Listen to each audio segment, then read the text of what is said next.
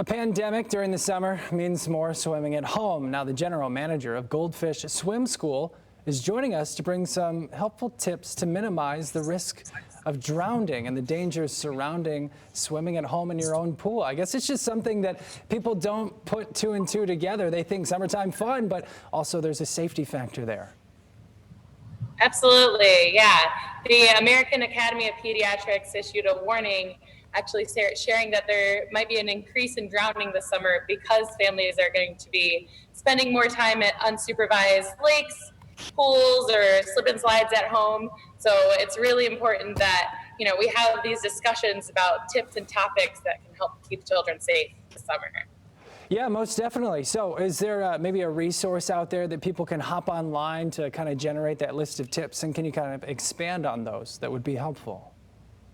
You can always visit goldfishswimschool.com. We have great tips on our website, on our blog. Overall, the big thing is that for us, we know that water safety is important and can save lives, and especially swim lessons. But we do understand that at times like this, it's not necessarily easy for families to get swim lessons. So we just want to share some tips that we have to help keep the family safe. Most definitely. Laura Boyce, you are the general manager at Goldfish Swim School. So just with all of your experience there, what are some of those things that people should keep in their back pocket as COVID-19 continues to linger and we're swimming at home? Yeah. So one of the first things that we think is really important is thinking about how your children are able to access the water. So thinking about your pool or pond at home, making sure that you have a barrier around all four sides. So curious children like to wander around, and we don't want them to be able to wander close enough to the pool to slip in accidentally. So that's a huge one, is just limiting that access in that way. Yeah, most definitely. Those are some pretty good tips right there for sure. How have your administrative duties changed given the pandemic? I mean, obviously, you can't have in-person training for these kids to swim, right? Yeah. How is your business pivoted? We are working hard to come up with a good plan that's going to keep everybody safe when they do come back to our facility. I think it's important to remind everybody that we have at-home swim lessons Goldfish does online that you can use to help keep your kids busy if it's a rainy day, and also remind them of water safety. I do have some other tips to share with you as well.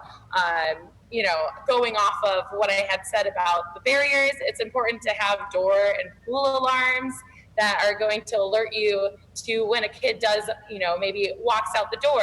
We want that to know that, because drowning can happen in seconds. It doesn't happen in minutes. So we want to be alerted to any potential danger in that case. It's also important to think about, where you're storing your toys. If you have a toy floating in the pool, we don't want the kids to be seeing that and thinking, oh man, I love that ball. It's my favorite ball that my grandma got me. You want to make sure that you're storing that away in a basket and keeping that safe outside of the pool. And then you can always have conversations with your kids about water safety and what to do if someone needs help. So we always suggest keeping something like a life preserver or a life ring around your pool and making sure that everybody knows where that is and how to use it.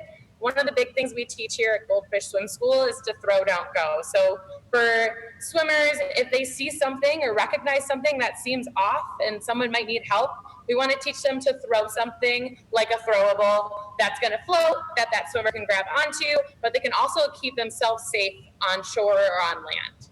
Laura Boyce, thank you so much. Hopefully those tips will be able to help save a life. Thank you for joining us here on Fox 17 Morning News. It is 8:28. Coming up after the break, something more to